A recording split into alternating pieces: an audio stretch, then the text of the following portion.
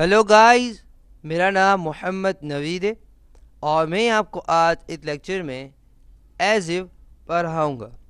ये क्या है, क्यों इस्तेमाल होता है, आज हम इस लेक्चर के अंदर देखेंगे। तो चलें, सबसे पहले हम देख लेते हैं इसके यूसेजेस को।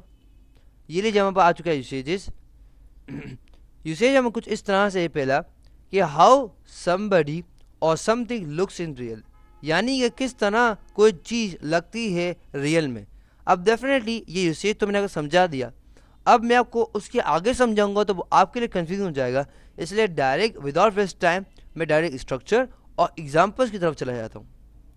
तो पहली मिसाल कुछ इस तरह से मौजूद है हमारे पास कि you look as if you are tired. For example अब मिसाल लेते हैं हम लोग एक बंदे की, उसकी आंखों के नीचे फॉर एग्जाम्पल काले के धब्बे पड़ गए। फॉर एग्जाम्पल बिल्कुल थका हुआ लगे तो हम कहते हैं ना अब लगते हैं जब थके हुए नहीं हुआ, तो बोलते हैं कह रहे होते हैं तो क्या इस्तेमाल करते हैं, हम एज इफ का इस्तेमाल करते हैं कि ऐसे लग रहे हो कि आप बहुत ज़्यादा टायर्ड यानी बहुत थके हुए हो। तो फिर हम क्या इस्तेमाल किया, हमने एज इफ का इस्तेमाल किया। इस तरह से दूसरी मिसाल हमारे कुछ इस तरह से मौजूद है हमारे पास। The house looks as if it is from British era, यानी कि हम मिसाल लें अगर हम लोग कि भाई एक फॉर एग्जाम्पल हाउस है, हम कहते हैं कि यार ऐसा लगता है कि बहुत ब्रिटिश एरा का ना हो, ब्रिटिश ज़माने का ना हो, अंग्रेज़ों के ज़माने का। तो ये भी हमारे पास क्या है, डेफिनेटली हम क्या इस्तेमाल करते हैं, हम एज इफ का इस्तेमाल करते हैं। मम्मी के लगता है, ये लगता तो ऐसा है कि ये नहीं होता, जैसे फॉर एग्जाम्पल हम कहते हैं कि लगता है ऐसा है कि वो गाँव से है। हम एक मिसाल लेते हैं, डेफिनेटली हमारे पास क्या मिसाल होती है, हम इसको क्या कहते हैं, हम एज इफ का इस्तेमाल करते हैं। समझ जाए आपको। अब हम और दूसरे दूसरे स्ट्रक्चर की जानिब चलते हैं हम लोग। तो दूसरा स्ट्रक्चर क्या है हमारे पास, how you feel about something, how you feel about something. तो फॉर एग्जाम्पल हम कहते हैं कि इट क्या है हमारे पास, हम कहते हैं कि it looks as if it is going to rain. For example मिसाल लेते हैं हम लोग, यहाँ बादल है, ढंग ढंग आवाज़ आ रही है फॉर एग्जाम्पल, सही है।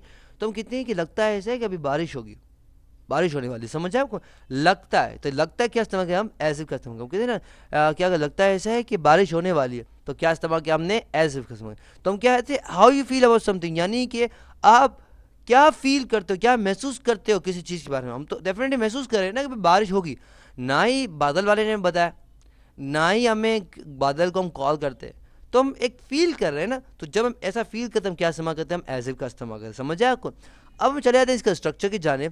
स्ट्रक्चर क्या है हमारे पास, चले स्ट्रक्चर चले जाते हैं हम, सही ना। सबसे पहले हमारे पास है सब्जेक्ट। सब्जेक्ट मीन डूअर, यानी कि ही हो गया, शी हो गया या इट हो गया। जैसे हमारे पास यहाँ पे यू मौजूद है, यहाँ पे इट मौजूद है। समझ आए आपको। इस तरह से वर्ब मीन्स कोई ऐसा वर्ड या कोई ऐसा अल्फाज जो क्या करे, एक्शन को ज़ाहिर करे। जैसे हम कहते हैं चलना, तो चलना क्या है, काम को ज़ाहिर कर रहा है। बोलना, ये भी काम को ज़ाहिर करता है। सुनना, ये भी काम को ज़ाहिर करता है। तो कोई ऐसा वर्ड या कोई ऐसा अल्फाज जो काम को ज़ाहिर करता है वो क्या कहलाता है, वर्ब कहलाता है। तो देखिए हमारे पास यहाँ पे वर्ब क्या है, हमारे पास लुक मीन्स देखना, या हमारा फील क्या है, हमारे पास डेफिनेटली महसूस करना, डेफिनेटली सॉरी फील हमारे पास है। या हमारे पास लुक आप देख सकते हैं, देखो हमारे पास क्या है, अकॉर्डिंग टू बना रहे हैं हम लोग, तो लुक ये देखना। उसके ऑब्जेक्ट भी किस पे काम किया जाता है, किस पे काम किया जाता है। तो अगर आप लगाना चाहे लगा, नहीं लगा तो कोई मसला नहीं। मतलब ये हम कहते हैं कि फॉर एग्जाम्पल हम यहाँ देख लें हमारे पास you look as if you are tired. Definite tired हमारे पास क्या है, डेफिनेट हमारे पास ऑब्जेक्ट है। समझे आपको। और फिर हमें एज इफ का इस्तेमाल करना, हमने एज इफ का इस्तेमाल किया। देखिए हम एज इफ का हमने इस्तेमाल हमने किया हुआ है। फिर हमारे ये किसका कंट्री है, गोइंग टू का स्ट्रक्चर हमारे पास आ चुकी है यहाँ पे। समझे आपको। अब हम क्या करते हैं, डेफिनेट स्ट्रक्चर को समझने के बाद अब हम चलते हैं हमारे पास तीसरी यूसेज की तरफ। डेफिनेटली मैं भी समझ सकता हूँ कि अभी भी थोड़ी बहुत कन्फ्यूजन आपको होगी, तो कोई मसला नहीं, मैं आपको अभी समझा ही देता हूँ। तो तीसरा जो हमारा यूसेज किस तरह से हमारे पास है, बड़ा ज़बरदस्त यूसेज हमारे पास है कि past tense but meaning in present. Past tense but meaning in present किस तरह से इसको देख लेते हैं हमारे पास। व्हेन समथिंग नॉट रियल, यानी कि जब कोई चीज़ हमारे पास क्या है, जब हमारे कोई चीज़ क्या होता है, रियल में नहीं होती। जब हमारे कोई क्या होती चीज़ रियल में नहीं होती। जैसे हम कहते हैं कि she talks as if she knew everything, यानी कि मिसाल हमने फॉर एग्जाम्पल फीमेल की, फॉर एग्जाम्पल बाल मर्द, तो हम कहते हैं ये बोलती है ऐसे कि जिसको नहीं सब पता हो।